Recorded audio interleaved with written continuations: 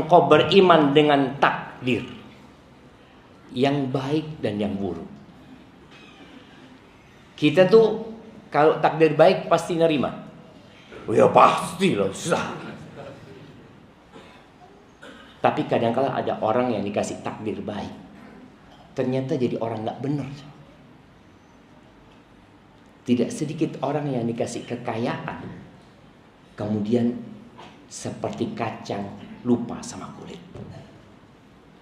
Kita ingat kisah 3 orang yang botak sama yang buta. Mereka dapat takdir nggak nyaman. Kemudian Allah rubah takdir mereka.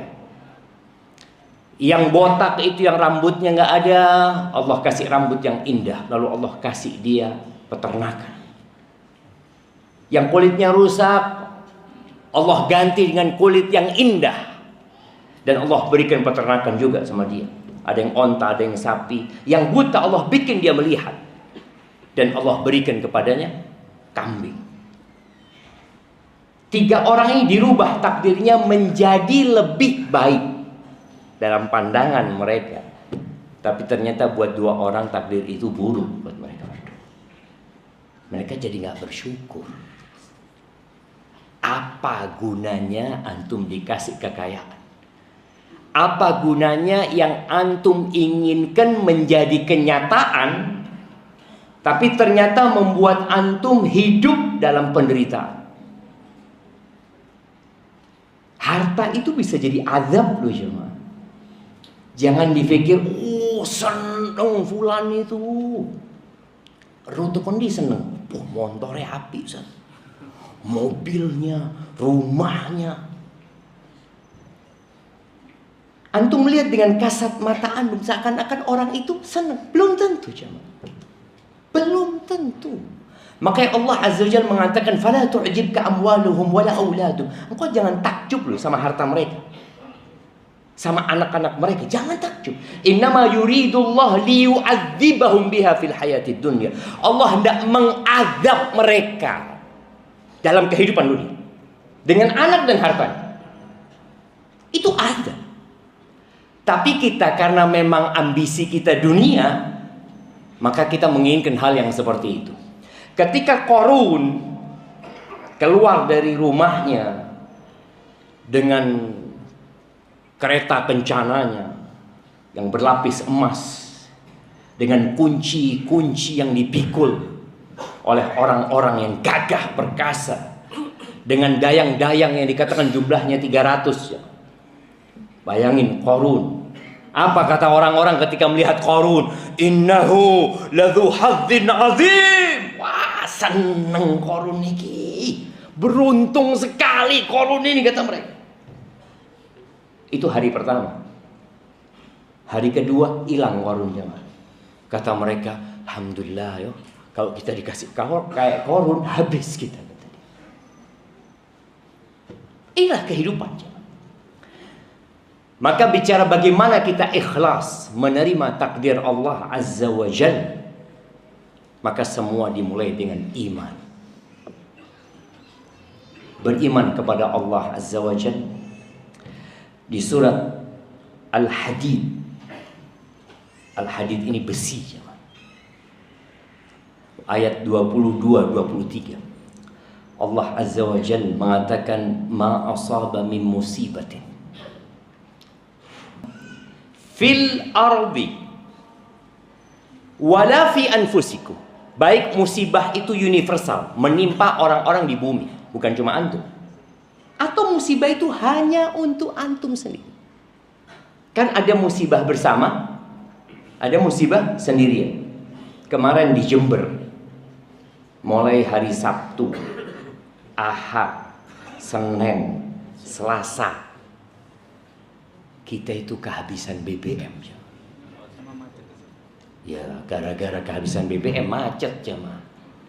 Itu orang ngantri jemaah dari tengah malam.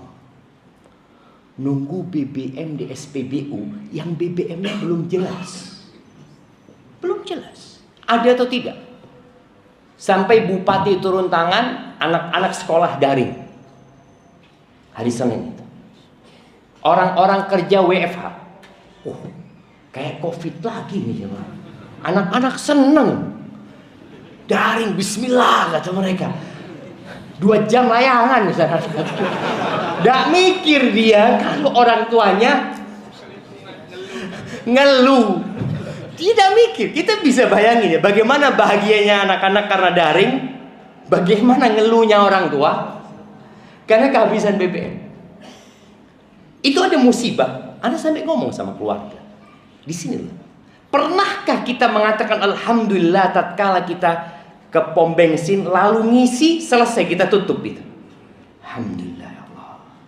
Kadang-kadang nggak pernah cuma. Kita anak bayar. Loh iya kau bayar. Allah bisa bikin tidak ada BBM di Surabaya. Bisa. Itu nikmat dari Allah Azza wa Jalla. Tapi kadang-kadang orang nggak pandai bersyukur. Kapan manusia akan bersyukur? Kalau kehilangan. Antum sama kaki antum kapan bersyukurnya? Melihat orang naik motor bagus. Allahu Akbar. Kapan anak punya kayak gitu ya Allah? Ya Allah. Kasih ya Allah. Boleh doa. Lebih nikmat mah. Cuma memang anak rasakan. Anak kadang-kala dihadapkan dengan kondisi yang tidak anak suka. Akhirnya ada perasaan mungkin gak nyaman ya. Marah mungkin. Lalu anak mikir, apa gunanya anak marah? Contoh, kadangkala pesawat delay 1 jam 2 jam. Kalau antum marah, apa pesawatnya terbang? Alhamdulillah marah-marah langsung terbang. Alhamdulillah marah-marah langsung terbang pesawatnya. Ada jawab. Ada. Yang ada antum sakit hati, sesak dada antum. Dan pesawat nggak berangkat. Maka antum lihat ada orang-orang ketika dihadapkan kepada kondisi yang tidak nyaman, ada orang yang sabar, ada orang yang memilih diam, ada orang yang memilih membuat status. Dia diam tapi dia bikin status yang menohok gitu ya. Ada yang seperti itu. Ada orang yang menghabiskan waktunya baca Quran. Dia mengatakan boleh jadi nikmat Allah. Daily 1 jam alhamdulillah 1 juz selesai. Bayangin. Kadang-kala kita delay 1 jam kita ngobrol sama teman kita. Iya memang biasa maskapai ini. Tapi antum ngomong biasa kayak gini. Oh dulu pernah. Oke, dapat apa antum? Gak dapat apa-apa. Ketika kita yakin itu sudah ada 50.000 tahun sebelum penciptaan langit dan bumi, sudah Allah tetapkan malam Jumat tanggal 5 Safar atau Safar, pesawat ini delay 2,5 jam, kemudian di cancel. Delay terus di cancel. Kita marah-marah. Saya punya janji sama orang. Saya sudah pesen booking hotel di sana. Loh iya, pesawat tidak berangkat. Rusak pesawatnya. Saya tidak ngurus. Rusak. Saya mau terbang. Mau terbang kemana? Gitu. Jadi sampai kadang-kadang akal sehatnya itu hilang cuma. Tapi ketika dia tahu bahwa saya pesawat tidak terbang, dan bukan hanya dia, di sebelahnya dia lihat orang. Ada seorang ibu gendong anaknya. Ada seorang bapak yang sudah sepuh dengan tongkatnya. Lalu antum mengatakan inna lillah wa inna ilaihi raji'un. Allahumma ajurni fi musibati wa akhlif li khairan minha. Selesai. Tapi keyakinan itu perlu diminta. Ada doa Nabi SAW yang Nabi meminta keyakinan. Yang dengan keyakinan itu musibah-musibah dunia menjadi ringan. Siapa yang hafal doanya?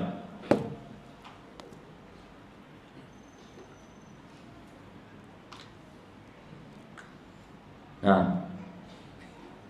siapa yang hafal doanya? Meminta keyakinan akan takdir Allah Azza wa Jalla.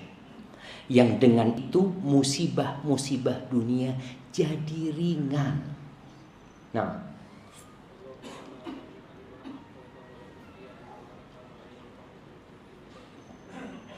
mana keyakinannya? Oh iya betul, baca doa itu Allahumma la mani'a lima a'tait wa la mu'tiya lima mana'ta. Iya, nggak ada yang bisa menghalangi apa yang Allah beri. Nggak ada yang bisa memberi apa yang Allah halangi. Tapi ada doa minta yakin aku. Memohon keyakinan. Ada doanya. Doa pertamanya Allahumma qsim lana min khasyatik. Hafal. Nah, jangan.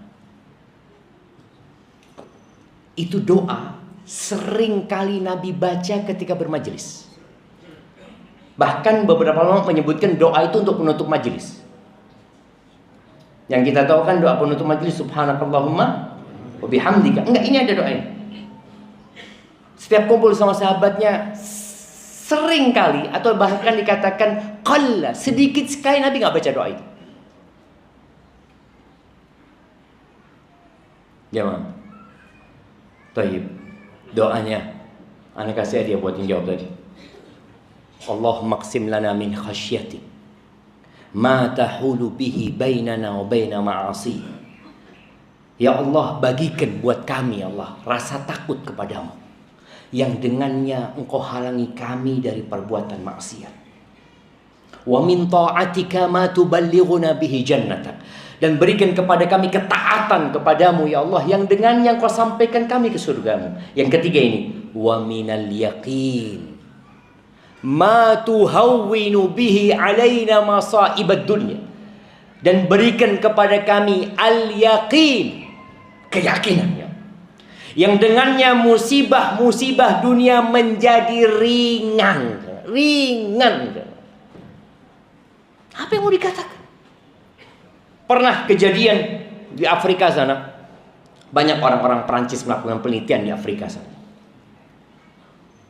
Ini orang melakukan penelitian sepanjang 7 tahun. Di padang pasir sana hidup bersama orang-orang muslim yang ada di Badui sana, yang nomaden hidupnya. Dia cerita, 7 tahun aku hidup sama mereka. Benar-benar dia ingin meneliti. Suatu hari kita naik mobil. Tahu-tahu bannya kempes ya. Ya sudah turun, ternyata ban serepnya juga kempes. Pernah untuk kejadian seperti itu? Bannya kempes, ban serepnya kempes. Yang orang Prancis ini marah-marah. Gimana nggak dicek dulu bannya tadi waktu mau berangkat? Kata yang Muslim ini, udah takdirnya Allah. Kita nggak tahu, kita tidak menginginkan yang seperti nggak ingin kita.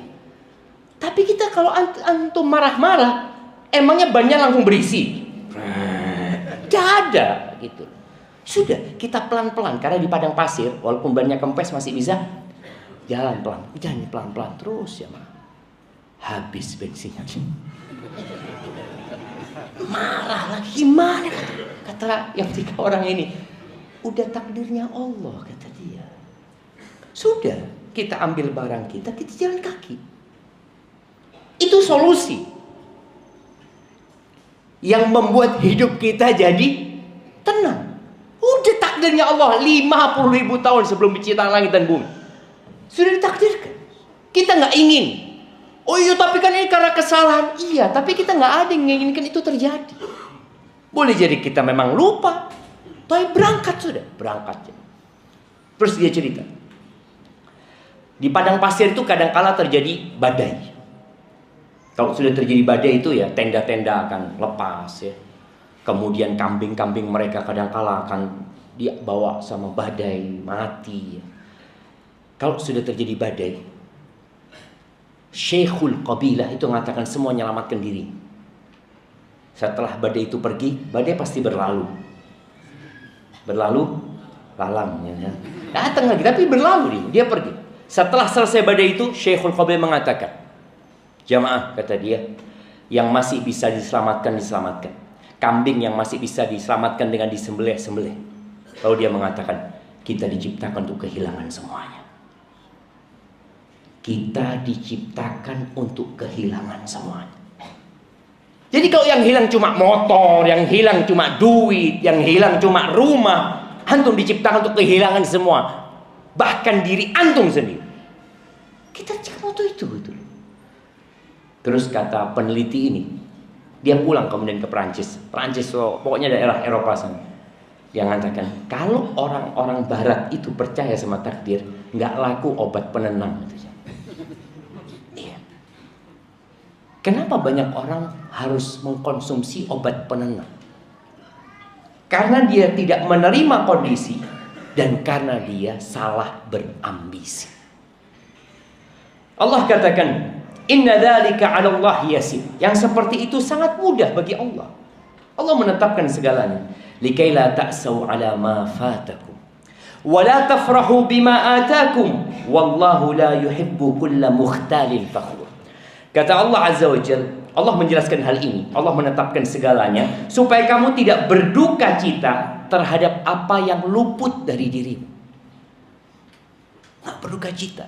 Kadang-kala kita ini mau beli tanah ya, atau mau beli motor, tahu-tahu diserobot orang. Ya Allah, itu seharusnya kena anak. Enggak. Kalau kena antum ya kena antum. Buktinya enggak? Ya cuma dia duluan. Berarti kan bukan punya antum. Tenang. Supaya kalian tidak berduka cita dengan yang luput dari diri. Dan tidak berbangga diri dengan apa yang engkau dapatkan. Kenapa? Yang engkau dapatkan itu takdir. Iya Ustaz, tapi karena usaha enggak. Iya, kita diperintahkan untuk berusaha. Tapi berapa banyak orang berusaha yang tidak mendapatkan apa yang dia inginkan? Takdir. Dan antum mendapatkannya, itu takdir. Sehingga ketika seorang mendapatkan nikmat, yang dia katakan adalah hadza min fadli rabbi. Ini karunia dari Tuhan. Bukan karena iya Ustaz, ana memang pekerja keras Ustaz. Mau pekerja keras, lebih banyak yang keras daripada antum kerjanya. Tapi antum enak hidupnya. Allah yang memberikan, itu takdir. Yang susah mengatakan inna lillahi wa inna ilaihi rajiun. Lalu Allah tutup ayat ini dengan firman-Nya, wallahu la yuhibbu kulla mukhtalin fakhur. Allah tidak menyukai setiap orang yang sombong lagi membanggakan diri. Nabi alaihi salatu wasallam pernah berpesan kepada Abdullah bin Abbas. Hadis ini panjang. Beliau membonceng Abdullah bin Abbas lalu mengatakan, ya gulam inni u'allimuka kalimat. Aku ajarkan kepadamu beberapa kata. Kalau hari ini apa? Konten-konten orang kalau bikin apa? Quote hari ini, kata-kata hari ini. Ya, Nabi alaihi salatu wasallam mengatakan itu, inni ya gulam inni u'allimuka kalimat. Aku akan ajarkan kepadamu beberapa kata. Ihfadillah yahfadka. Jagalah Allah, Allah akan menjagamu. Ihfadillah tajidhu tujahak. Jagalah Allah, engkau akan mendapati Allah di hadapanmu. Wa idza sa'alta fas'alillah wa idza ista'anta fasta'in billah. Kalau engkau mau minta, minta sama Allah. Jangan bergantung sama manusia. Jangan bergantung dengan usaha. Allah yang akan dapat pelajaran. Pelajaran yang anak akan ingat sampai mati insyaAllah. Haji kemarin. Haji Furoda nggak bisa berangkat. Ya. Banyak orang itu mau utang sama anak. Ustaz, mau pinjam fulus Ustaz. Orang insyaAllah habis haji. Karena habis haji anak dapat fulus biasanya. Ternyata nggak berangkat haji. Sahih. Ana berpikir tahun lalu Ana dapat uang. Tahun ini seharusnya dapat. Enggak kayak gitu hitungannya. Maka jangan pernah bergantung dengan usaha. Bergantung dengan tabungan. Lah. Terus minta sama Allah. Engkau butuh pertolongan, minta pertolongan Allah Azza wa Jalla. Wa'lam annama asabaka lam yakun liyukhti'ak Wa ma akhta'aka lam yakun yusibak. Dan ketahuilah, kata Nabi SAW, bahwa apa yang menimpamu tidak akan luput dari engkau. Itu udah takdirnya Allah gitu. Dan yang luput dari engkau, ya nggak mungkin menimpamu sudah. Terus Nabi SAW mengatakan, wa'lam, ketahuilah, annal ummata law ijtama'at. Andai kata seluruh umat manusia, ada 8 miliar manusia, dengan presiden-presidennya, dengan raja-rajanya, perdana menterinya, angkatan daratnya, angkatan lautnya, angkatan udaranya, dan kepolisiannya, semua bersatu padu untuk memberikan manfaat buat engkau, nggak akan bisa, kecuali yang Allah sudah tetapkan buat diri. Jadi kembali kepada Allah gitu. Oh alhamdulillah, alhamdulillah anak punya kenalan. Kalau nggak punya kenalan nggak lolos kayaknya. Loh, kok nggak lolos? Itu udah takdir Allah. Allah yang ngasih sama engkau. Walau ijtama'u, sebaliknya, kalau mereka bersepakat untuk membahayakan dirimu, yang posisinya di atas mau diturunkan, bagaimana engkau di PHK, bagaimana engkau di penjara, ditahan, difitnah, macam-macam. Kalau Allah katakan enggak. Kamu kembali kepada Allah Azza wa Jalla. Rufi'atil aqlam. Nabi alaihissalatu mengatakan, pena itu sudah diangkat. Wajaffatis suhuf, lembaran-lembaran itu udah kering. Maka tinggal bagaimana kita menata hati. Tatkala yang kita inginkan tidak terjadi, tatkala yang terjadi bukan yang kita inginkan, ya kita ingat sama Allah Azza wa Jalla. Ahibati billah, Umar bin Khattab radhiyallahu ta'ala anhu, dia pernah mengatakan, aku itu gak peduli di pagi hari ini aku dalam kondisi yang aku sukai atau yang tidak aku sukai. Kata Umar, lima ya Umar. Kenapa kok nggak peduli?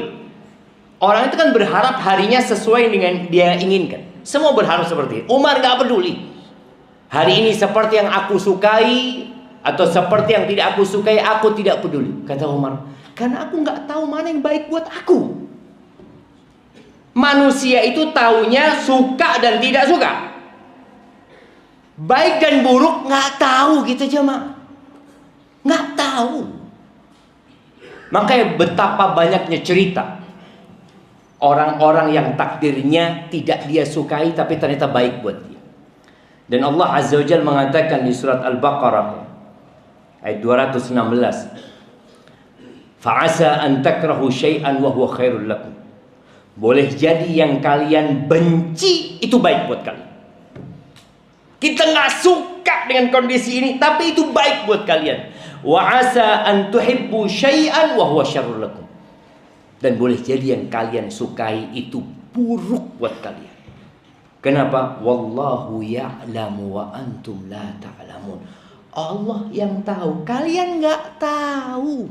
Taunya kita tadi cuma, aku suka ini, aku nggak suka ini. Orang-orang nggak suka dengan delay. Ada seorang jemaah yang dia mau naik pesawat tapi ketiduran. Ada datang ke bandara, pesawatnya terbang. Wah, dia nyesel jemaah, dia maki-maki karena dia punya janji itu. Setelah berapa jam dikabarin pesawatnya jatuh. Dia bersyukur. Tadi kita itu nggak tahu mana yang baik buat kita. Pernah ada kejadian orang Indonesia. Dia pulang umroh dari Mekah mau ke Medina. Dia tinggal di Medina. Banyak taksi gelap di Mekah itu. Yang berangkat umroh, berangkat haji. Ya, semoga semuanya berangkat umroh dan haji. Biasanya pulang dari Masjidil Haram itu ada yang tanya, Madinah, Madinah, Madinah. Jeddah, Jeddah, Jeddah. Naiklah orang Indonesia ini. Karena dia penumpang pertama, maka dia bebas memilih kursi. Mobilnya sedan. Dia duduk di depan jemaah. Sudahlah, pemilik mobil ini cari penumpang, tidak dapat penumpang jemaah. Karena nunggu cukup lama, orang Indonesia ini akhirnya pamitan ke toilet. Sudah berangkat ke toilet. Pulang dari toilet, mobilnya sudah penuh. Di depan ada orang, dia harus duduk di tengah. Udah gak enak, dia marah-marah ini tuh berangkat ke kota Madinah. Subhanallah. Ada truk yang bawa batu koral. Kan memang di antara SOP yang bawa batu koral itu harus ditutup. Ini ditutup sudah, tapi kena angin lepas. Itu batu itu berterbangan kena depan kaca mobil. Akhirnya driver sama penumpang yang di depan itu luka parah. Yang orang Indonesia, alhamdulillah, alhamdulillah, alhamdulillah. Dia kan nggak tahu mana yang baik buat dia. Maka tatkala seorang yakin ini ketentuan Allah, kalaupun dia sakit, dia tahu penyakit itu menghapuskan dosa dan mengangkat derajat. Ada orang-orang yang Masya Allah jemaah dikasih sehat sama Allah. Ini kejadian di Jakarta. Kasih sehat sama Allah Azza wa Jal. Oh dia biasa main golf ya. Kita tahulah gimana orang-orang main golf ya. Ada yang baik, mungkin ada yang kurang baik. Yang mengatakan anak naik mobil Ustaz. Mobil itu masuk ke dalam truk yang bawa besi cor-coran tuh ya. Kena dia separuh badan. Dia cacat seumur hidup. Tapi udah bisa jalan, Masya Allah, alhamdulillah. Dia ngomong alhamdulillah sejak kejadian itu Ustaz, anak sering ke masjid Ustaz. Dulu gak pernah ke masjid. Tadilah kita lihat hidup ini hanya sebentar. Maka jangan sampai salah berambisi. Ingat, boleh jadi yang kalian benci itu baik buat kalian. Rasul SAW bersama para sahabatnya diusir dari kota Mekah, berangkat ke kota Madinah. Sampai kota Madinah nggak tahu mereka mau tidur di mana. Sebagian sahabat tidur di masjid, ada 80 sahabat tidur di masjid. Sebagian sahabat dipersaudarakan dengan orang-orang Ansor, dibawa pulang ke rumah. Nabi SAW meninggalkan kota Mekah yang paling dicintai. Tapi kemudian 8 tahun setelah kejadian itu, Nabi dapat menaklukkan kota Mekah. Maka sebenarnya ulama mengatakan belajar dari anak panah. Anak panah itu ya ditarik dari garis busur ya, tarik jauh, semakin jauh pula dia akan melesat. Seperti itu. Jadi tatkala antum berada dalam kondisi yang tidak antum sukai, yakin pasti di situ ada hikmah. Nabi Muhammad alaihi salatu wassalam pernah mengatakan, ajaban li amril mu'min. Sungguh menakjubkan urusan orang yang beriman. Ingat, iman itu 3. Sebutkan. Nah, iman itu dengan apa dikatakan orang beriman? Nah, iman dengan lisan, dengan hati, dan dengan raga kita. Masya Allah, barakallah. Iya, iman itu ucapan dengan lisan. Ashhadu an la ilaha illallah wa ashhadu anna Muhammad Rasulullah. Ucapan dengan lisan. Kemudian apakah semua yang berucap dengan lisannya dianggap beriman? Enggak. Orang munafik mengatakan dengan lisannya asyhadu an la ilaha illallah wa anna Muhammad Rasulullah. Bahkan Allah menyebutkan dalam Al-Quran, wa minan nasi man yaqulu amanna billahi wa bil yaumil akhir wa ma hum bimu'minin. Ada kelompok-kelompok manusia yang lisannya dengan tegas mengatakan kami beriman kepada Allah dan hari akhir. Lalu Allah mengatakan wa ma hum bimu'minin. Bohong mereka. Mereka enggak beriman. Itu dengan lisan. Maka iman ucapan dengan lisan, keyakinan dengan pembenaran dengan hati. Dia membenarkan dengan hatinya, nggak bohong dia, dan berbuat dengan raganya. Maka Nabi SAW mengatakan, sungguh menakjubkan urusan orang yang beriman. Inna amrohu kullahu lahu khair. Urusan dia semuanya baik. Kenapa kau baik? Kata Nabi SAW, in asabathu sarra syakar fakana khairan lahu. Kalau dia mendapatkan nikmat, dia bersyukur. Bersyukur dengan lisannya mengatakan alhamdulillah. Bersyukur dengan hatinya, meyakini nikmat ini murni karena karunia Allah, bukan karena usaha dia, bukan karena upaya dia. Ini benar-benar murni dari Allah. Yang ketiga, dia gunakan dalam ketaatan kepada Allah Azza wa Jalla. Syakar. Fakana khairan lahu. Ini nikmat jadi baik buat dia. Ini nikmat tidak membuat dia sombong, tidak membuat dia congkak, tidak membuat dia berbangga-banggaan. Kan ada orang kalau dapat nikmat langsung bangga-bangga sama temen. Baru beli HP baru, ngobrol sama temennya. Biasanya HP dia taruh kantong terus ya. Karena baru, taruh meja. Ada nggak? Ada. Dulu waktu parkir motor, paling jauh dia sembunyikan. Ketika motornya baru,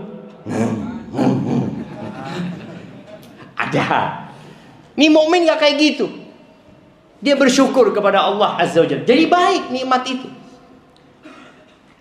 Yang kedua, karena gak semuanya nikmat. Dunia ini berputar. Kadang antum di atas, kadang antum di bawah. Wa in asabathu dharra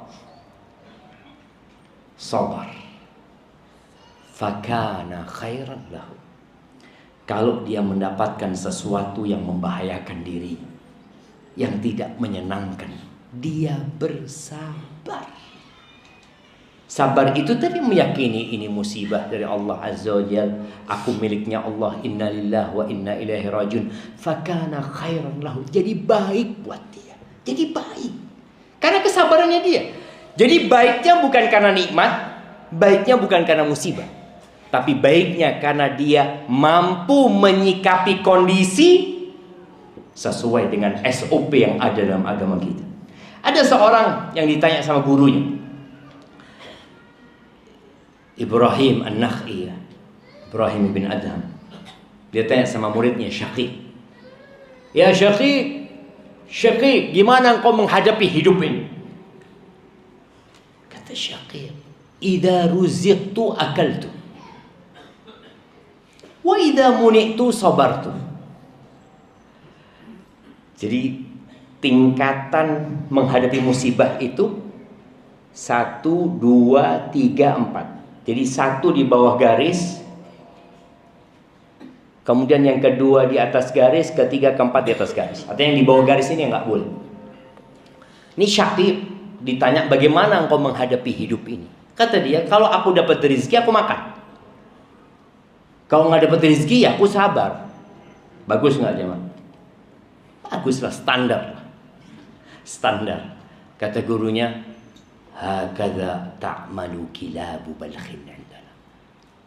Anjing-anjing di Balakh kampung kita tuh sama kayak gitu. Engkau lihat anjing, lemparin daging makan. Enggak dilempar daging, diem dia. Diem nggak? Ya. Diem tuh anjing, ya diem aja gitu. Dia lihat majikannya nggak dikasih, dia lihat, diem aja. Sama dengan anjing. Itu muridnya kayak dikaplok. Kata dia, kok ngawur gini? Gitu. Mungkin dalam hati dia. Terus kalau engkau guruku gimana? Amma ana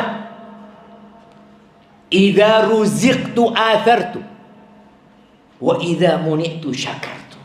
Kalau aku menghadapi hidup ini, kalau aku dapat rizki, aku berbagi sama orang. Dia tidak memikirkan perutnya saja. Mungkin ada orang yang lebih membutuhkan. Dan kalau aku dihalangi dari rizki, aku bersyukur sama Allah. Loh kok bisa? Loh nikmat Allah itu banyak. Bukan cuma uang. Bukan cuma harta. Kita kan akhirnya mengukur sesuatu dengan uang, harta, dapat duit makan. Nggak banyak nikmat Allah Azza wa Jalla. Dan ahibati fillah, kalau tadi Anda sampaikan ada 4 tingkatan seorang menyikapi musibah. Yang pertama namanya jaza. Jaza itu marah. Kan ada orang ketika dapat musibah kemudian dia lempar gelas, teriak-teriak.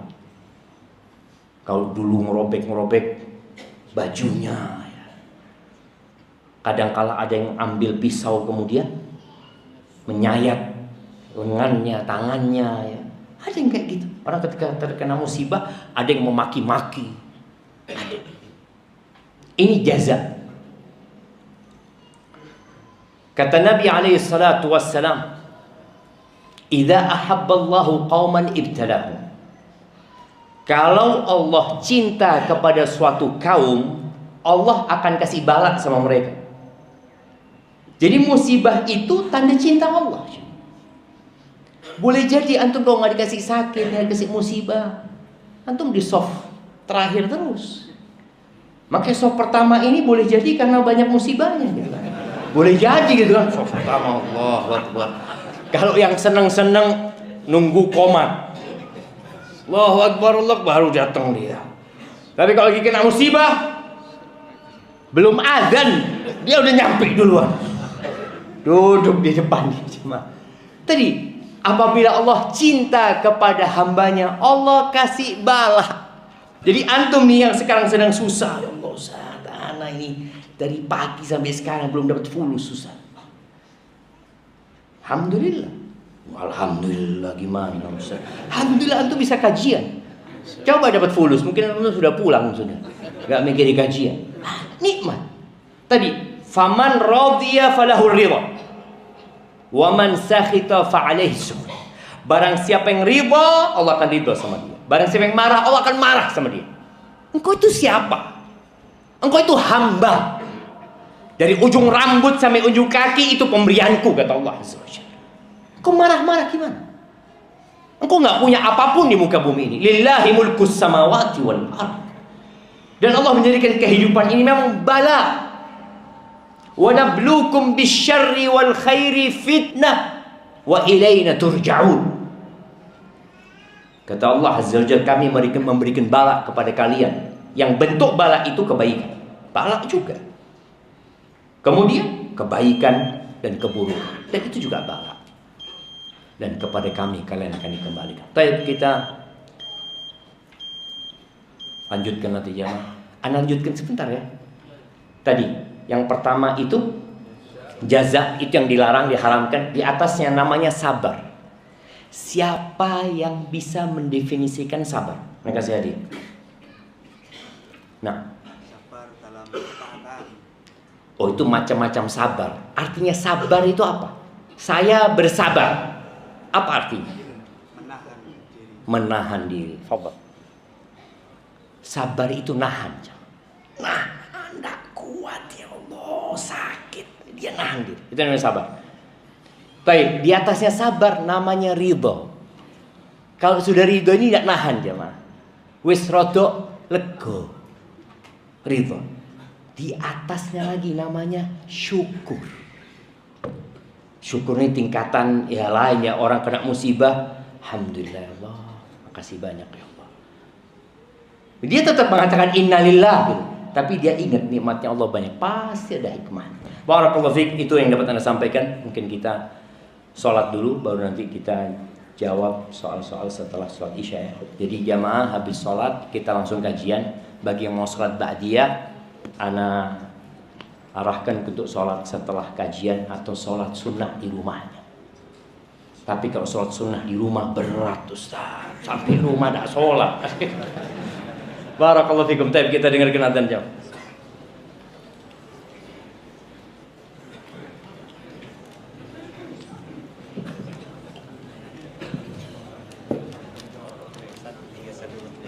Allahu akbar, Allahu akbar.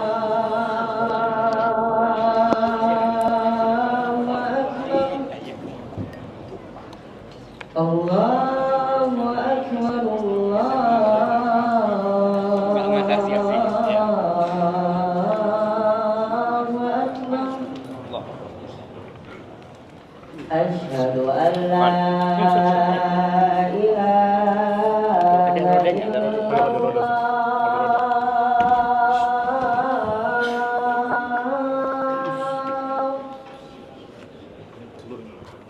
Asyhadu an la ilaha illallah. Ini jadi beda biar bisa soft.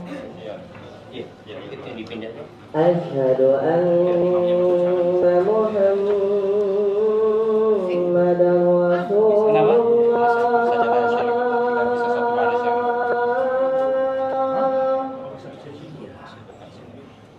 Asyhadu anna Muhammadan Rasulullah. Hayya 'alas shalah.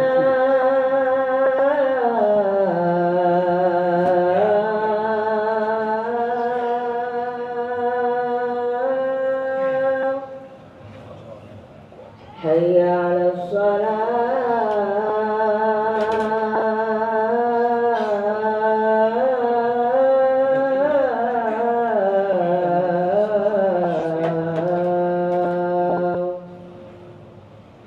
Hayya 'alal falah.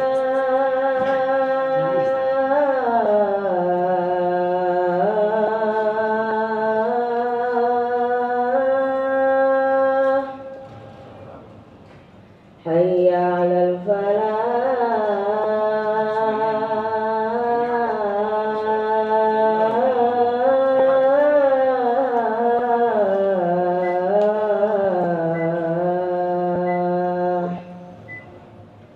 Allahu Akbar, Allahu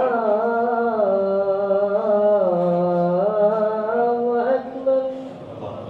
La ilaha illallah.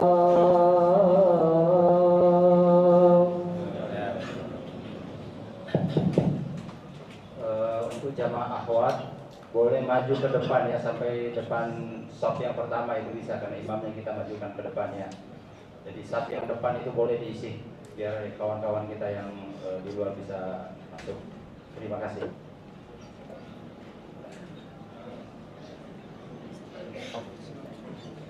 Allahu Akbar, Allahu Akbar. Asyhadu an la ilaha illallah. Asyhadu anna Muhammadar Rasulullah. Hayya 'alas sholati, hayya 'alal falah. Qad qamatis shalah, qad qamatis shalah. Allahu Akbar, Allahu Akbar. La ilaha illallah. Tawa dulu, saudara, teruskan katakan sah.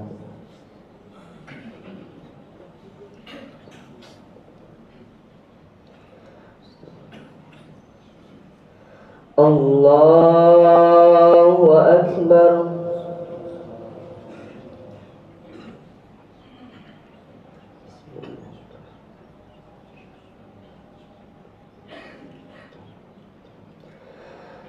Alhamdulillahi Rabbil Alamin, Ar-Rahmanir Rahim, Maliki Yawmiddin.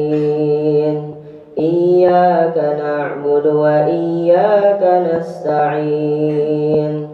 Ihdinas siratal mustaqim, siratal ladzina an'amta 'alaihim, ghairil maghdubi 'alaihim waladdallin.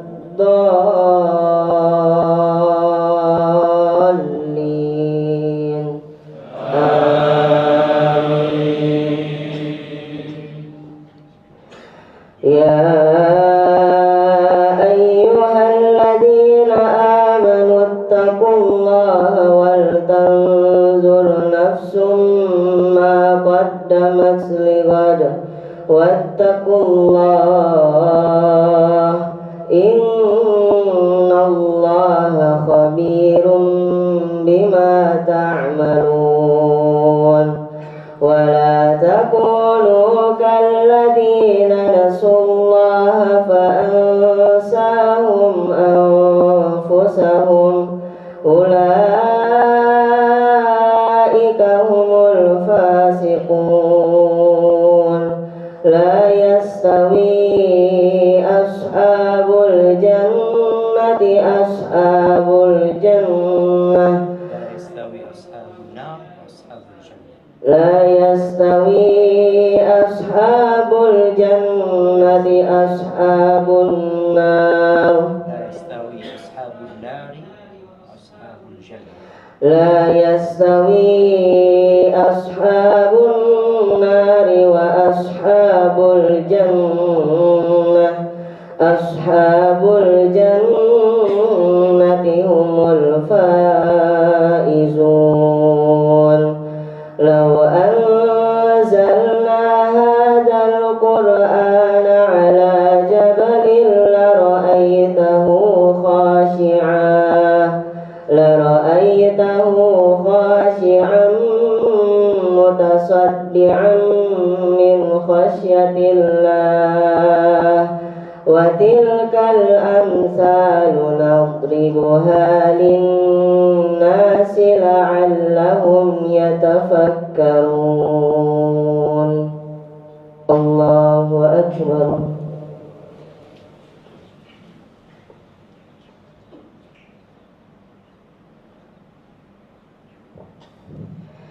سمع الله لمن حمده. الله أكبر.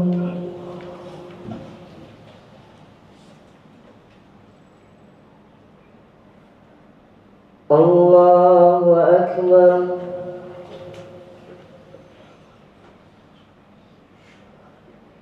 الله أكبر.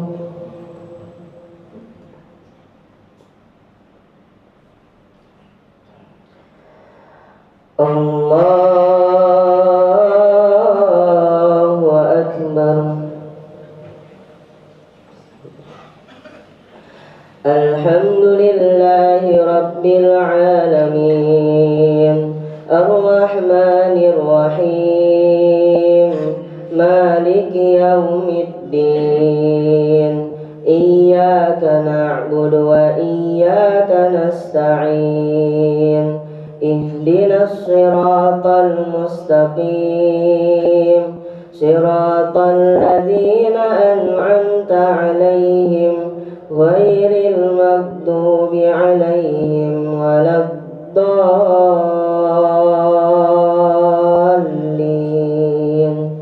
آمين.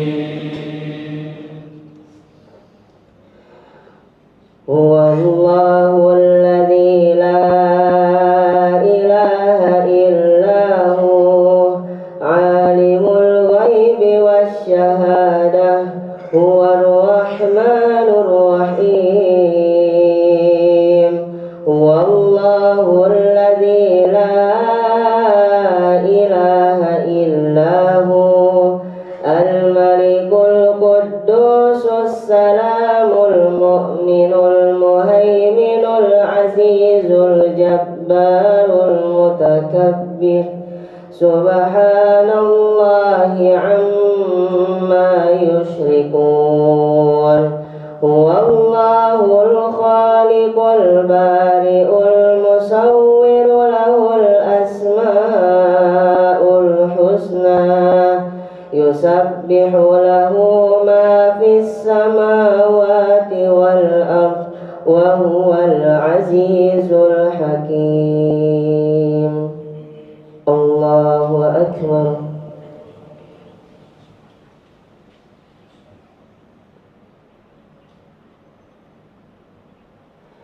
سمع الله لمن حمده.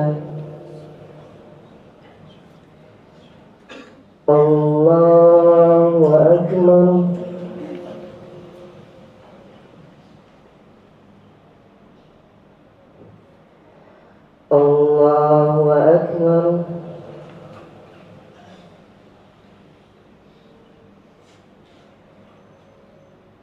Allahu Akbar.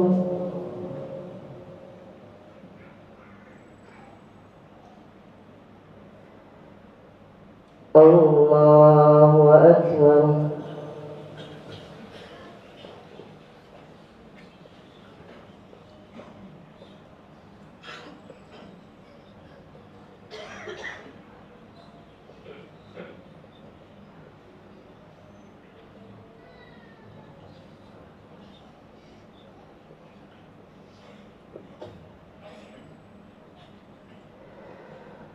Allahu Akbar.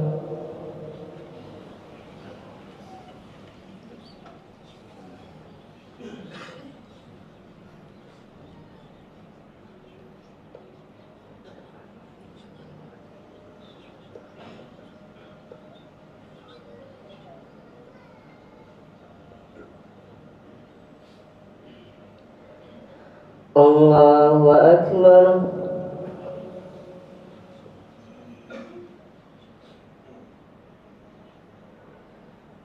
Sami'allahu liman hamidah. Allahu Akbar.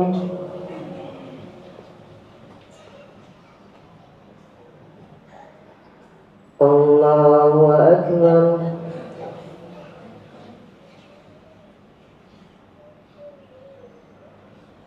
Allahu Akbar.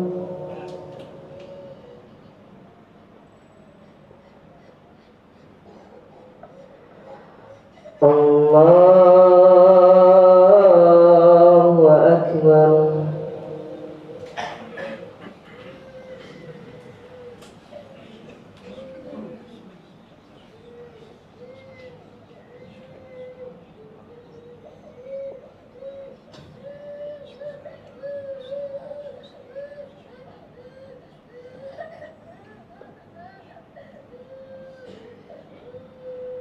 Allahu Akbar.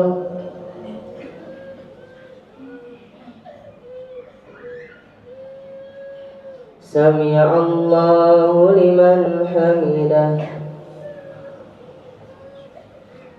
Allahu Akbar.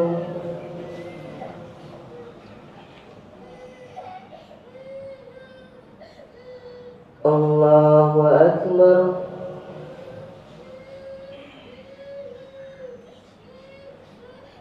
Allahu Akbar.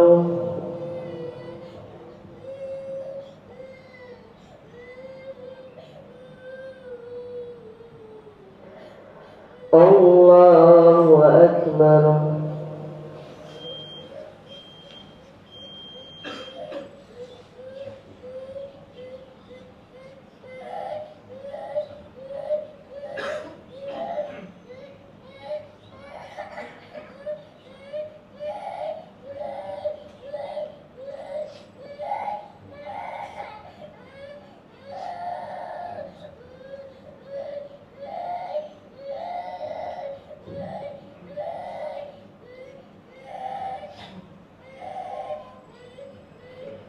Assalamu alaikum warahmatullah.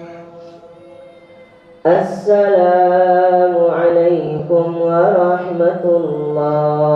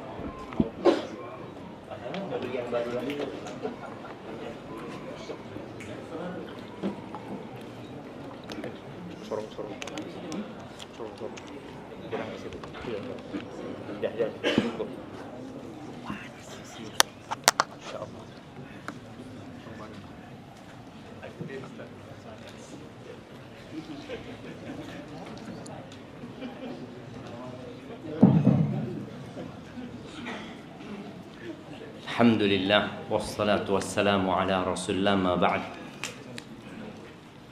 Antum kepanasan jemaah? Atau cuma anak tok sing kepanasan? Ini termasuk musibah bersama jemaah.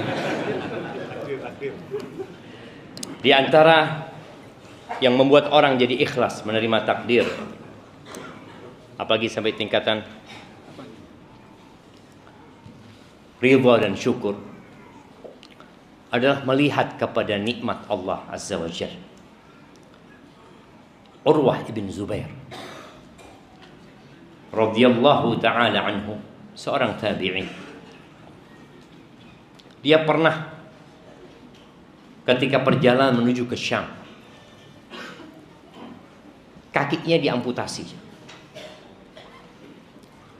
Kemudian setelah dia sadar, dikasih tahu kalau anaknya yang paling tua itu jatuh di stable-nya khalifah, kemudian meninggal dunia.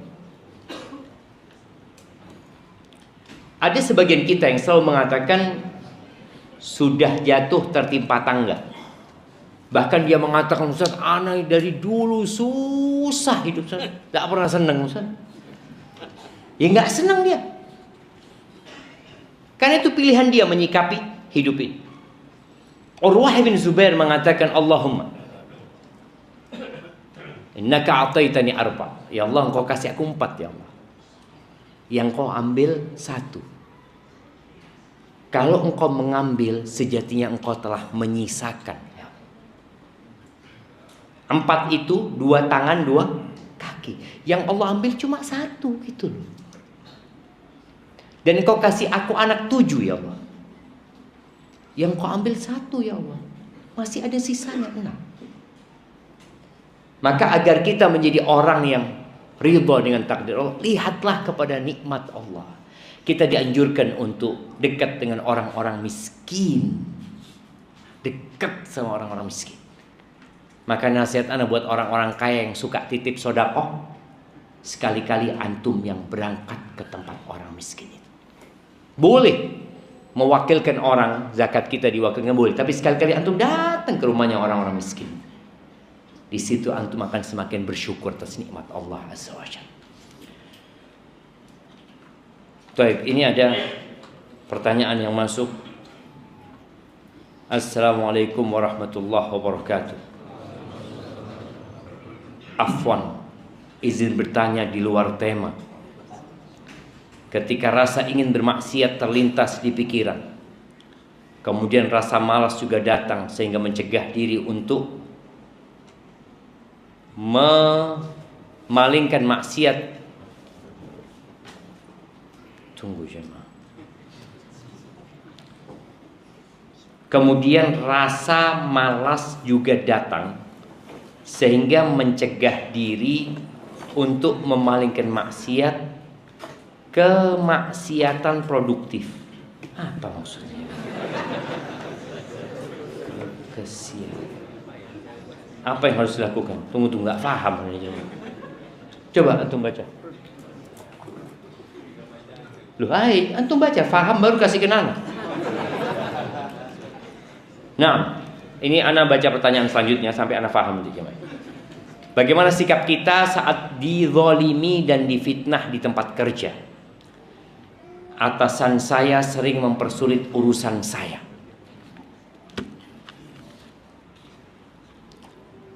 Kenapa musibah menimpa kita? Tadi udah disampaikan, salah satu tanda cinta Allah itu Allah kasih musibah.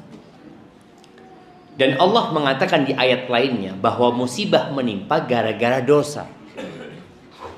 Ma asabaka min hasanatin faminallah. Kebaikan yang menimpamu itu dari Allah. Wa ma asabaka min sayyi'atin famin nafsik. Dan keburukan yang menimpamu itu dari dirimu sendiri. Maka tatkala engkau dizalimin sama atasannya, maka lihatlah, boleh jadi engkau menzalimin dirimu sendiri. Boleh jadi banyak dosa-dosa yang kau lakukan. Boleh jadi doamu kurang. Dengan dizalimin engkau jadi banyak berdoa. Jadi berbaik sangka. Tapi apa sikap kita menghadapi orang yang menzalimin kita? Yang pertama, kita bisa membalas kezaliman dengan yang setimpal. Salah satunya dengan mendoakan keburukan. Gimana cara mendoakan keburukan orang yang menzalimin kita? Ya doakan, ya Allah berikan hukuman kepada dia. Boleh jangan antum doanya ngawur. Ya Allah, mudah-mudahan kebakaran rumahnya, anak-anaknya mati semua. Tidak boleh cuma. Jadi, karena boleh jadi doa kita melebihi kezaliman dia. Akhirnya kita yang zalim sama dia. Maka kalau mendoakan, doakan yang sudah Allah berikan hukuman kepada dia sesuai dengan yang dia lakukan. Itu boleh. Tapi jangan sampai berlebih. Atau antum punya pilihan memaafkan dia. Sebelum memaafkan mungkin pilihannya antum nuntut di akhirat. Sudah, saya tuntut di akhirat nanti. Selesai. Yang ketiga, antum maafkan dia. Mana yang lebih baik? Iya, memaafkan lebih baik kalau itu memang memperbaiki dia. Allah mengatakan faman afa wa aslaha fa ajruhu 'ala Allah. Barang siapa yang memaafkan dan memperbaiki, maka pahalanya Allah yang menanggung. Karena ada orang-orang yang nggak pantas dimaafkan. Ada orang jangan dimaafkan, laporkan ke polisi dia. Kalau dia dimaafkan, dia akan menzalimi orang lain lagi. Terkadang keberadaan orang di dalam penjara lebih baik daripada dia di luar. Di luar dia tambah banyak dosanya. Ada orang yang seperti itu. Jadi ingat, ada orang yang dimaafkan karena pantas dimaafkan dan itu akan memperbaiki dia. Tapi ada orang yang kalau dimaafkan malah tambah jadi. Ada kejadian jemaah. Seorang suami nikah dengan seorang wanita, dapat berapa lama dibunuh istrinya. Akhirnya dia dipenjara, kemudian dikisos. Ternyata di penjara dia bertobat. Dia jadi menghafal Quran, ya ini itu. Pas hari dia hendak dihukum kisos, mertuanya kesian, dimaafkan. Setelah dimaafkan, dilihat anaknya ini soleh, akhirnya dinikahkan sama adiknya. Masya Allah. Dapat setahun atau berapa lama, dibunuh lagi adik. Iya jemaah. Ada orang-orang yang sakit, yang nggak pantas dimaafkan. Ketika dia dimaafkan, akan lebih banyak lagi korbannya. Maka ingat, memaafkan itu kalau memperbaiki. Kalau ternyata kita memaafkan dia tambah jadi, ya jangan dimaafkan. Wah, anak ingin dapat pahala yang besar dari Allah Azza wa Jalla. Allah mengatakan faman afa wa aslaha. Barang siapa yang memaafkan dan memperbaiki. Sekali lagi, ada orang-orang yang tidak pantas dimaafkan, dilaporkan ke penjara. Lebih baik kayak gitu. Ada orang yang utang enggak bayar-bayar. Tuh. Pernah lihat orang kayak gitu? Coba lihat kanan kiri antum. Mungkin ada di sini. Ngomong-ngomong, antum sudah kenal enggak dengan yang di kanan kiri antum? Antum kenal sama yang baju biru? Sama yang kacamata? Enggak juga. Bayangin jamaah, duduk bareng dari tadi enggak kenalan jamaah. Kenalan sekarang. Tanya, nah semuanya kenalan jamaah, bukan cuma dia. Ana nggak akan lanjutkan jawab ini kecuali antum kenalan dulu. Tanya namanya, kemudian dari mana, kerjanya apa.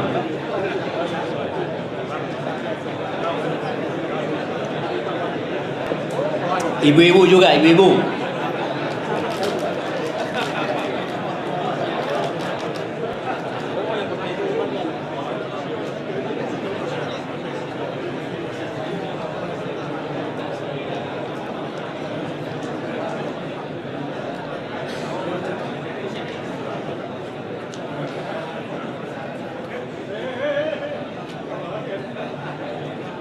Nah, sudah jemaah. Ya nanti dilanjutkan habis kajian. Baik, jadi tadi ada orang yang berhutang kemudian nggak bayar, atau orang yang menipu, antum jadi korbannya. Jangan kemudian antum diem, karena ada orang yang malu kena tipu, kemudian dia diem. Akhirnya temannya kena tipu, temannya kena tipu. Akhirnya 5 orang ini ketemu, oh saya juga pernah kena tipu. Bayangin, korbannya jadi lebih banyak. Nabi alaihi salatu wasallam mengatakan, unsur akhaka zaliman au madluman. Tolonglah saudaramu dalam kondisi dia melakukan kezaliman atau dalam kondisi dia dizalimi. Itu para sahabat tanya, ya Rasulullah, kalau orang itu dizalimin kita tolong, jelas. Ini gimana berbuat zalim kita tolongin? Tolongin dia agar dia tidak melakukan kezaliman. Dengan kita mengatakan hati-hati sama fulan. Fulan nipu ana, ambil uang ana, modal, dan tidak pernah balik. Sehingga ketika dia datang ke fulan nggak akan dapat lagi. Yang selamat siapa? Dua-duanya. Fulan itu selamat, tidak nambah dosa. Orang-orang selamat, tidak diambil harta. Maka tolong jangan mendiamkan kezaliman. Bismillahirrahmanirrahim. Ustaz izin bertanya, mengapa doa buruk yang nota bene bini apa aja hanya sekali terucap, bersifat spontan, bukan dari niat yang sesungguhnya, terucap karena emosi sesaat, itu lebih mustajab daripada doa kebaikan yang kuantitasnya harus sering dipanjatkan berulang kali. Syukran, jazakallahu khairan. Nah, itu hukuman buat Anda. Maka Nabi melarang, jangan doa keburukan buat diri kalian atau anak-anak kalian. Boleh jadi waktunya waktu mustajab. Ada malaikat yang mengaminkan, selesai. Makanya Nabi SAW ketika ada seorang sahabat datang meminta nasihat, apa kata Nabi SAW? La taghdab, jangan marah. Ternyata amarah ini kalau nggak ditahan berdampak buruk sekali. Seorang ayah ya, seorang ibu kadang-kala diganyang sama anaknya. Ada yang anaknya ngudo ya. Ada seorang anak ini, dia kelas 3 SMA ya. Dia mungkin lulusan, dia mau pakai mobil bapaknya. Kepingin jalan-jalan malam sama sohib-sohibnya. Kata bapaknya, jangan nak, nggak usah nak. Ibunya merayu bapaknya juga. Ayolah kesian ini itu macam-macam. Apa kan? Ambil itu kunci. Semoga nggak balik engkau. Betul ya. Jam 12 malam nggak balik kan? Dicari-cari ke kepolisian. Ternyata tabrakan mati. Jangan doakan keburukan. Kita sakit hati, tahan. Doakan kebaikan. Semoga jadi baik buat anaknya. Makanya kita nggak tahu kapan doa kita dikabulkan. Oleh karena itu, jangan marah. Bagaimana takdir itu bekerja? Sifatnya fix atau telah ditetapkan atau dapat berubah sesuai dengan pilihan kita atau ikhtiar kita. Apakah takdir bisa berubah karena orang lain misalnya didolamin oleh orang lain sehingga kita di PHK? Jamaah rahimakumullah. Tadi surat Al-Hadid di ayat 23-24 yang kita bacakan. Ma asaba min musibatin fil ardi wala fi anfusikum illa fi kitabin min qabli an nabra'ah. Tidak ada satupun musibah yang menimpa di bumi atau di diri kalian, melainkan itu sudah tercatat. Jadi bagaimana bekerjanya takdir ini? Yang pertama, ilmunya Allah Azza wa Jalla. Allah itu sudah tahu antum hari ini akan duduk di depan. Allah udah tahu. Dan itu dicatat. Kita tahunya kapan? Setelah terjadi. Allah tahunya sebelum terjadi. Allah sudah tahu. Allah akan tahu antum nanti keluar kehilangan sandalnya. Tahu antum sandalnya hilang? Nggak tahu kan? Pas hilang baru tahu. Tapi Allah sudah tahu.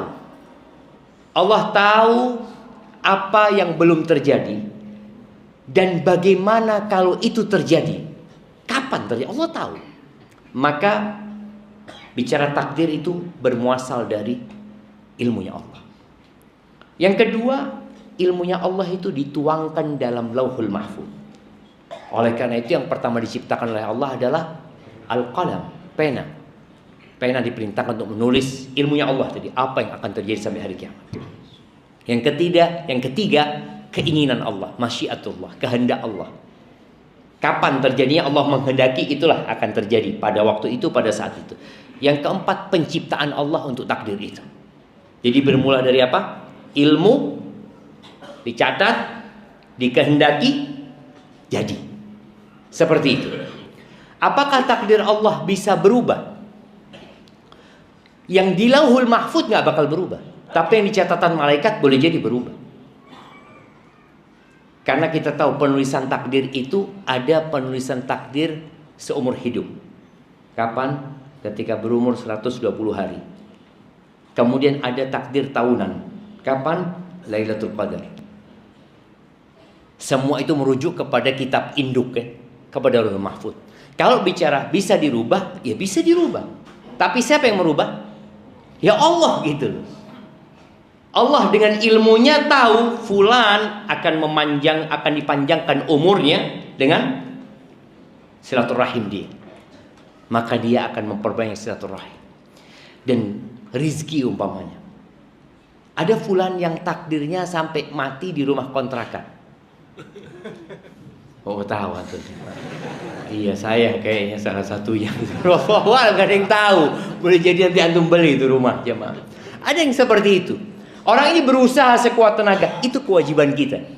Jadi takdir itu rahasia Allah Azza wa Jalla. Tugas kita beramal, berusaha. Tapi jangan lupa bertawakal. Nyerahkan semuanya kepada Allah Azza wa Jalla. Karena dunia ini ujian. Dan pembagian rizki, pembagian kedudukan, kenyamanan, kelezatan di dunia ini bukan berlandaskan amalan. Bukan. Enggak. Kita kadang-kala sering guyon sama sahib kita ya. Ketika sandalnya hilang, tergantung amalan mas. Amalan. Enggak. Ada orang yang gak pernah sholat kayak Raya. Ada orang yang sholatnya rajin, Masya Allah miskin. Kita bisa bandingkan antara Nabi Musa dan Fir'aun. Enggak. Jadi bicara takdir itu berusahalah. Apa yang diperintahkan Allah kerjakan. Ketika engkau mendapatkan sesuatu yang tidak menyenangkan, katakan inna lillahi wa inna ilaihi raji'un. Tayyib. Istri ana. Ini kalau sudah istri ana harus minumnya.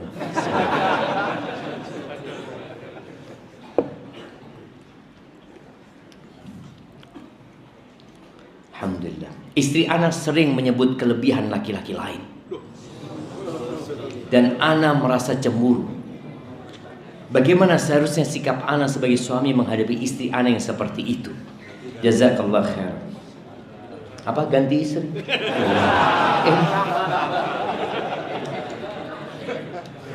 Jamaah rahimakumullah. Perempuan itu bengkok. Antum diangkat menjadi pemimpin. Dan sekali lagi ya, ketika Nabi SAW menjelaskan wanita itu bengkok, akalnya kurang, agamanya kurang, itu bukan untuk merendahkan wanita, bukan. Tapi agar laki-laki tidak salah menyikapi wanita. Terus apa yang harus dilakukan? Menghadapi istri yang bengkok. Salah satunya menyebutkan laki-laki lain. Ya kasih nasihat. Cari waktu yang tepat di malam hari. Belikan coklat atau apa. Terus minta sama dia. Engkau tidak akan pernah bahagia ketika engkau membandingkan dengan orang lain. Masya Allah. Siap. Berapa menit lagi? 11 menit lagi kita. Nah, engkau tidak akan pernah berbahagia. Betul sih. Ketika orang sudah membandingkan dengan orang lain, gak akan pernah bahagia. Maka engkau syukuri aku kayak gini. Engkau katakan fulan seperti itu. Itu yang engkau lihat. Engkau nggak tahu bagaimana dia sebenarnya. Dan kebanyakan orang itu ketika membandingkan, dia tidak fair. Dia membandingkan yang terbaik di A dengan yang terburuk di B. Ya nggak bakal ketemu. Ketika seorang anak lulusan, dia datang ke orang tuanya bawa rapot.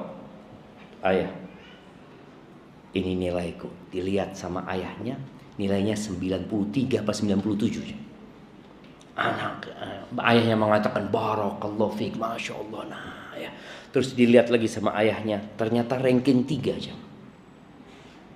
Mulai sayang ayah. Siapa yang ranking pertama? Fulan. Kenapa bukan engkau? Kebahagiaan itu langsung hilang. Karena dia membandingkan. Seharusnya dia mah ini, alhamdulillah nak, makasih banyak nak. Semoga ke depan kau bisa jadi juara 1. Begitu pula tadi, istri yang suka membandingkan, sakit hati kalau dibandingkan jemaah. Bapak-bapak ya apa kalau dibandingkan? Mas, iku mas bojone tonggo mas. Ini ada kejadian orang Arab. Bang, kata dia, iya, engkau tahu bang, suaminya fulana, iya, fulana akan meninggalkan, iya, sama suaminya dibangunkan masjid wakaf buat istri. Bayangin bang. Apa kata suaminya? Iya, sebenarnya aku sudah ada tanah yang aku mau wakafkan. Cuma engkau aja udah mati-mati. Mati sudah tak bangunkan masjid ke jamaah. Loh iya ini jamaah. Artinya dia itu, siapa sakit hatinya suami gitu jamaah. Dibanding nol jamaah. Itu tadi, engkau kasih nasihat istri. Enggak dia. Iya, aku seperti ini, punya banyak kekurangan. Kalau engkau menerima aku, ahlan wa sahlan. Tapi kalau engkau mau jadi istrinya fulan, ya terserah gitu. Betul loh jemaah. Jadi kadang-kala kita perlu duduk sama perempuan, dan ketika perempuan itu dikasih nasihat, tidak mau mendengarkan, apa yang dilakukan oleh suami? Pisah ranjang. Pisah ranjang. Tidak mampu anak saya, tidak mampu ya bismillah. Ya sudah itu. Betul. Karena pisah ranjang ini untuk menunjukkan keseriusan suami. Jangan deh, jangan. Ada cerita seorang laki-laki yang duduk sama istrinya di bawah terangnya rembulan. Masya Allah. Akhirnya sang suami ngomong sama istrinya, istriku, engkau lihat purnama itu? Iya bang, kenapa bang? Engkau lebih indah dari purnama itu. Allah Akbar. Ini ada orang lewat, mendengar seperti itu, punya ide jemaah. Dia mau ngomong sama istrinya. Pulang dia sampai rumah. Dedek sini dek, kata dia. Bawa keluar, dek, engkau lihat rembulan itu? Apa kata istrinya? Emangnya saya buta? Ya kelihatan. Nggak jadi sudah. Jadinya tadi nggak bisa kita. Yang terjadi sama orang belum tentu terjadi sama kita. Memang kudu sabar gitu aja, kudu sabar. Tapi tadi ada proses yang harus dilakukan mendidik istri kita. Boleh jadi memang ya antum harus lebih baik lagi sama istri antum. Nah, ana mau nanya, bagaimana mengatasi futur yang berkepanjangan? Ana lulusan pondok, tapi saat ini malah kembali terjerumus dalam mendengarkan musik. Mohon nasihatnya Ustaz. Wallahi jamaah, kenapa Nabi SAW mengajarkan doa kepada kita, ya muqallibal qulub tsabbit qalbi ala dinik, ya musarrifal qulub sarrif qulubana ala ta'atik. Karena memang hati itu bolak-balik. Nih lulusan pesantren yang mungkin dia punya hafalan Quran, bisa hilang hafalan Qurannya, bahkan bisa murtad. Perjalanan kepada Allah ini ada banyak begal yang menanti. Ada 4 begal. Siapa yang mau menyebutkan? 4 begal yang menanti kita dalam perjalanan kita menuju kepada Allah Azza wa Jalla. Nah, Setan nafsu, setan. setan pasti. Iya, nafsu. Egois. Egois sama nafsu kurang lebih lah. Konjonya. Iya. Terus 4. Kurang satu. Kurang 2 ini. Nah, iya antum. Setan, hawa nafsu, diri sendiri sama teman. Ya, nafsu itu diri sendiri. Nafsu sama teman. Ada yang lengkap. Nah, dunia, setan, hawa, nafsu. Hawa itu keinginan, kecondongan, nafsu itu jiwa. Kayaknya antum yang berhak dapat jamaah, masya Allah. Ayo kasihkan. Nah, itu jamaah. Jadi dunia, kita berpikir dunia ini ya Allah menyenangkan. Dunia ini seperti wanita tua renta yang dihias sama moa.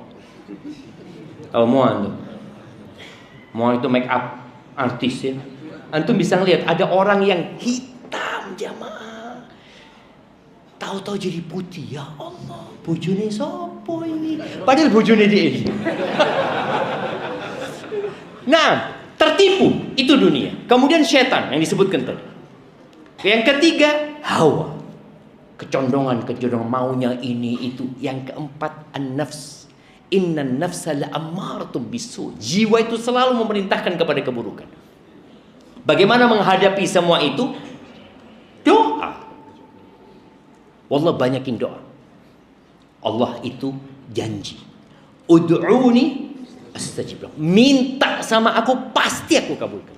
Maka nasihat ana buat orang-orang yang futur, jangan berhenti membaca Rabbana la tuzigh qulubana ba'da idh hadaitana wa hab lana min ladunka rahmah innaka antal wahhab. Baca ya muqallibal qulub thabbit qalbi ala dinik, ya musarrifal qulub sarrif qulubana ala ta'atik. Yang keempat, Allahumma anfa'ni bima 'allamtani. Ya Allah, jadikan aku bisa ngambil manfaat dari ilmu yang kau ajarkan kepadamu. Karena tadi ini lulusan pondok, ngerti, tapi tetap dilakukan. Allahumma anfa'ni bima 'allamtani wa 'allimni ma yanfa'uni, dan ajarkan kepada aku yang bermanfaat buat aku, wazidni ilman, dan tambahkan ilmu buat aku. Yang terakhir baca doa, Allahumma inni a'udzubika min syarri sam'i wa min syarri basari wa min syarri lisani wa min syarri qalbi wa min syarri mani. Ya Allah, aku berlindung kepadamu dari keburukan pendengaranku, penglihatanku, lisanku, hatiku, dan air maniku. Barakallahu fiik jamaah. Itu yang dapat ana sampaikan, kurang lebihnya mohon maaf karena sudah kepanasan.